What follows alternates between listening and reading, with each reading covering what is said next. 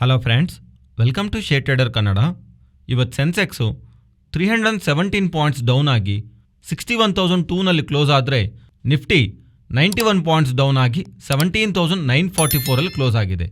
Virus bank Nifty 500 points down ಆಗಿ 41,131ಅಲ್ಲಿ close ಆಗಿದೆ. ಇವತ್ತು ಮಿಡ್ ಕ್ಯಾಪು 0.76% ಕರೆಕ್ಟ್ ಆದರೆ, ಸ್ಮಾಲ್ ಕ್ಯಾಪು 0.3% ಕರೆಕ್ಟ್ ಆಗಿದೆ. ಇವತ್ತಿನ ಮಾರ್ನಿಂಗಿಂದಾನು ನಮ್ಮ ಮಾರ್ಕೆಟಲ್ಲಿ ಪ್ರೆಷರ್ ಕಾಣಿಸಿದೆ ಅಲ್ವಾ?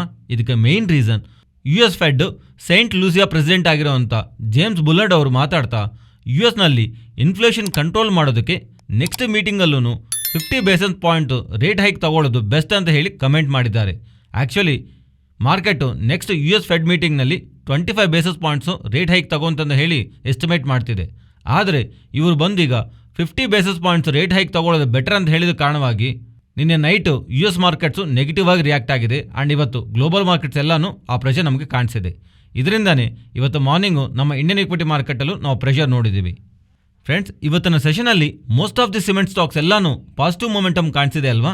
ಇದಕ್ಕೆ ಮೇನ್ ರೀಸನ್ ಸಿಮೆಂಟ್ ಕಂಪನೀಸ್ ಎಲ್ಲನೂ ಕಂಟ್ರಿನಲ್ಲಿ ಟೋಟಲಿ ಪರ್ ಪ್ಯಾಕ್ 5 ರೂಪೀಸಿಂದ 15 ರೂಪೀಸ್ವರೆಗೂ ರೇಟ್ ಹೈಕು ತೊಗೊಳ್ತಿರೋ ಥರ ನ್ಯೂಸ್ ಅಪ್ಡೇಟ್ಸ್ ಬಂದಿದೆ. ಸೊ ಇವರು ಪ್ರೈಸ್ ಹೈಕ್ ಏನಾದರೂ ತಗೊಂಡ್ರೆ ಅದರಿಂದ ಇವರ ಮಾರ್ಜಿನ್ಸನ್ನು ಇಂಪ್ರೂವ್ ಆಗತ್ತಲ್ವಾ? ಅದರಿಂದಾನೇ ಇವತ್ತಿನ ಸೆಷನಲ್ಲಿ ನಾವು ಸಿಮೆಂಟ್ ಸ್ಟಾಕ್ಸ್ನಲ್ಲಿ ಪಾಸಿಟಿವ್ ಮೊಮೆಂಟಮ್ ನೋಡಿದ್ದೀವಿ. ಆ್ಯಂಡ್ ಅದಲ್ಲದೆ ಈ ಸಿಮೆಂಟ್ ಸೆಕ್ಟರ್ನಲ್ಲಿರುವಂಥ UltraTech cement and Sagar cement related ಆಗಿ ಸ್ವಲ್ಪ ಫ್ಯೂ ಅಪ್ಡೇಟ್ಸ್ ಇದೆ.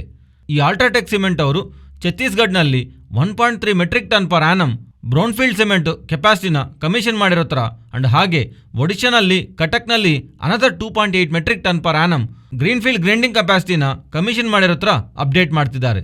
ಈ ವೆಡ್ರಿಂದ ಈ ಕಂಪನಿಯೊಂದು total cement manufacturing capacity 126.95 metric ton per ಆ್ಯನಮ್ಗೆ reach ಆಗಿದೆ ಅಂತ ಇವರು ಮೆನ್ಷನ್ ಮಾಡಿದ್ದಾರೆ.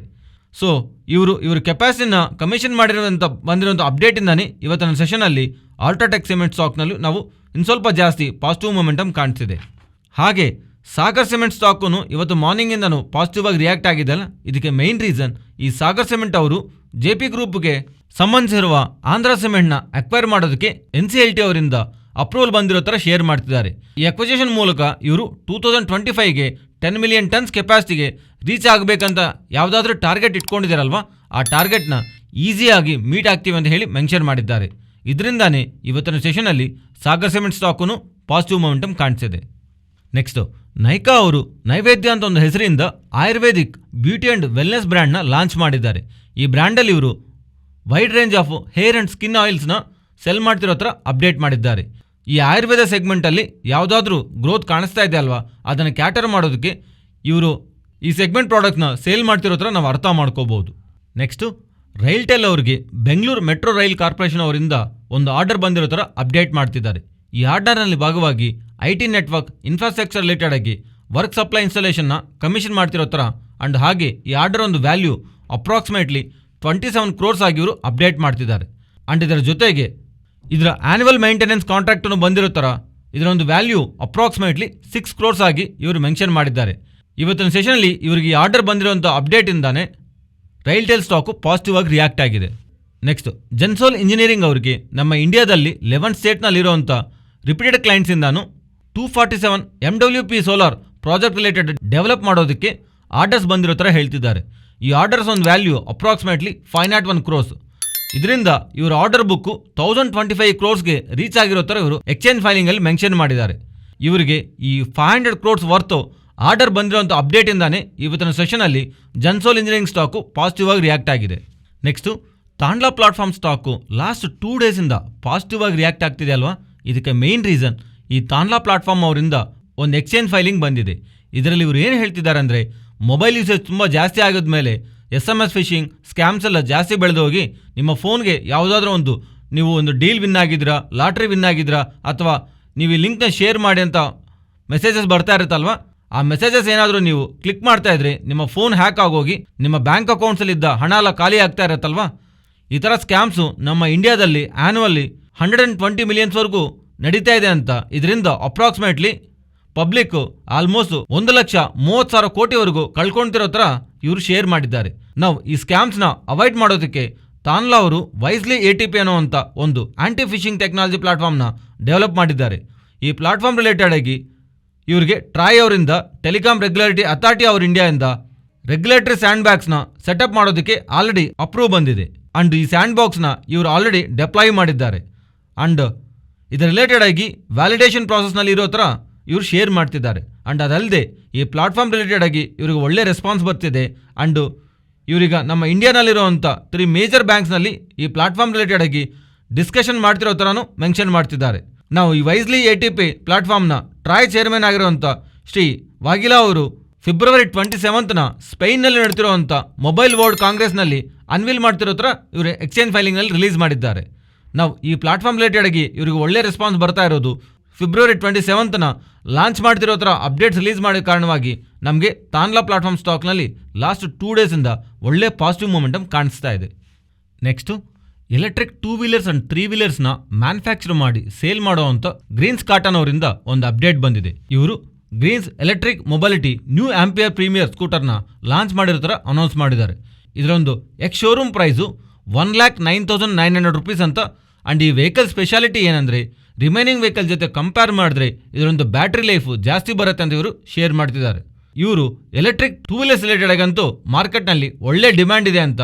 ಈಗ ಹೊಸದಾಗಿ ಲಾಂಚ್ ಮಾಡ್ತಿರುವಂಥ ಈ ವೆಹಿಕಲ್ಗೆ ರೆಸ್ಪಾನ್ಸ್ ಹೇಗೆ ಬರುತ್ತೆ ಅಂತ ನಾವು ನೋಡಬೇಕು. ನೆಕ್ಸ್ಟ್ ಡಿಸೆಂಬರ್ ತಿಂಗಳಿಗೆ ಸಂಬಂಧಿಸಿರುವ ಟೆಲಿಕಾಂ ಸಬ್ಸ್ಕ್ರೈಬರ್ ಡೇಟಾ ಬಂದಿದೆ. ಈ ಡಿಸೆಂಬರ್ ಮಂತ್ನಲ್ಲಿ ಏರ್ಟೆಲ್ ಅವರು 15.26 ಲ್ಯಾಕ್ಸ್ ಸಬ್ಸ್ಕ್ರೈಬರ್ನ ಆ್ಯಡ್ ಮಾಡ್ಕೊತಾ ಇದ್ರೆ ರಿಲಯನ್ಸ್ ಜಿಯೋ ಅವರು 17.08 ಲ್ಯಾಕ್ ಸಬ್ಸ್ಕ್ರೈಬರ್ಸ್ನ ಆ್ಯಡ್ ಮಾಡಿದ್ದಾರೆ. ಆ್ಯಂಡ್ ವೋಡಾಫೋನ್ ಐಡಿಯಾ ಅವರು 24.71 ಲ್ಯಾಕ್ಸ್ ಸಬ್ಸ್ಕ್ರೈಬರ್ನ ಕಳ್ಕೊಂಡಿದ್ದಾರೆ. ಇವರು ನವಂಬರ್ ಮಂತಲ್ಲೂ 18.27 ಲ್ಯಾಕ್ಸ್ ಸಬ್ಸ್ಕ್ರೈಬರ್ಸ್ನ ಕಳ್ಕೊಂಡಿದ್ದಾರೆ. ನವಂಬರ್ ಮಂತ್ ಕಂಪೇರ್ ಮಾಡಿದ್ರೆ ಈ ಡಿಸೆಂಬರ್ ಮಂತಲ್ಲಿ ಇವರು ಇನ್ನೂ ಜಾಸ್ತಿ ಸಬ್ಸ್ಕ್ರೈಬರ್ನ ಕಳ್ಕೊಂಡಿದ್ದಾರೆ. ಇವರು ಕಂಟಿನ್ಯೂಸ್ಲಿ ಸಬ್ಸ್ಕ್ರೈಬರ್ನ ಲೂಸ್ ಆಗ್ತಾನೆ ಬರ್ತಿದ್ದಾರೆ. ಆ್ಯಂಡ್ ಅದಲ್ಲದೆ ರೀಸೆಂಟ್ ರಿಸಲ್ಟ್ಸಲ್ಲೂ ನಾವು ನೋಡಿದ್ವಲ್ವಾ, ಇವರು ಲಾಸಸ್ ಅಂತೂ ಬೆಳಿತಾನೇ ಇದೆ. ಆ್ಯಂಡ್ ಇವ್ರ ಮೇಲೆ ಲೋನ್ ಭಾರನೂ ಜಾಸ್ತಿ ಆಗ್ತಿದೆ. ಓವರಾಲ್ ಆಗಿ ನೋಡಿದ್ರೆ ಈ ಡಿಸೆಂಬರ್ ಮಂತಲ್ಲೂ ಎಲ್ರಿಗೊಂದು ಜಾಸ್ತಿ ರಿಲಯನ್ಸ್ ಜಿಯೋ ಅವರೇ ಜಾಸ್ತಿ ಸಬ್ಸ್ಕ್ರೈಬರ್ನ ಗೈನ್ ಆಗಿದ್ದಾರೆ. ನೆಕ್ಸ್ಟು ಇವತ್ತಿನ ದಿವಸ ಮಾರ್ಕೆಟಲ್ಲಿ ಒಂದು ಇಂಟ್ರೆಸ್ಟಿಂಗ್ ಅಪ್ಡೇಟ್ ಇದೆ. ಪ್ರಿಕಾಲ್ ಇದೊಂದು small cap auto ancillary company. ಈ ಕಂಪನಿನಲ್ಲಿ ಇನ್ನೊಂದು ಆಟೋ ಆನ್ಸಿಲರಿ ಕಂಪನಿ ಆಗಿರುವಂಥ ಮಿಂಡಾ ಕ್ರಾಪ್ ಅವರು 15.7% ಸ್ಟೇಕ್ನ ಓಪನ್ ಮಾರ್ಕೆಟ್ ರೂಟ್ನಲ್ಲಿ ಬ್ಲಾಕ್ ಡೀಲ್ನಲ್ಲಿ ಈಚ್ ಶೇರ್ನ 209 ರೂಪೀಸಲ್ಲಿ ಅಕ್ವೈರ್ ಮಾಡ್ತಿರೋ ಥರ ನಿನ್ನೆ ನೈಟಿಂದನೂ ನ್ಯೂಸ್ ಅಪ್ಡೇಟ್ಸ್ ಬಂದಿದೆ. ಇದರಿಂದ ಇವತ್ತು ಮಾರ್ನಿಂಗು ಪ್ರಿಕಾಲ್ ಅವರಿಂದ ಈ ಬ್ಲಾಕ್ ಡೀಲ್ ರಿಲೇಟೆಡ್ ಆಗಿ ಒಂದು ಎಕ್ಸ್ಚೇಂಜ್ ಫೈಲಿಂಗ್ ಅಂತೂ ಬಂದಿದೆ ಅಂತ ಇವ್ರು ಹೇಳ್ತಿದ್ದಾರೆ. ಅಂದರೆ ಇವರ ಪ್ರೊಮೋಟರ್ಸ್ ಅಂತೂ ಅವ್ರು ಹೋಲ್ಡ್ ಮಾಡ್ತಿರೋಂಥ ಸ್ಟೇಕ್ನಲ್ಲಿ ಸೇಲ್ ಮಾಡೋದಕ್ಕೆ ಯಾವ ಥರ ಇಂಟ್ರೆಸ್ಟ್ ಇಲ್ಲ ಅಂತ. ಏನಕ್ಕಂದರೆ ಇವರು ಕಂಪನಿನ ಗ್ರೋತ್ ಸೈಡ್ ತೊಗೊಂಡು ಹೋಗ್ತಿದ್ದೀವಿ, ಅದಲ್ಲದೆ ಈ company present debt free company, so ಇದರಿಂದ ಇವರಿಗೆ ಫಂಡ್ ರೈಸ್ ಮಾಡೋವಂಥ ಉದ್ದೇಶನೂ ಇಲ್ಲ ಅಂತ.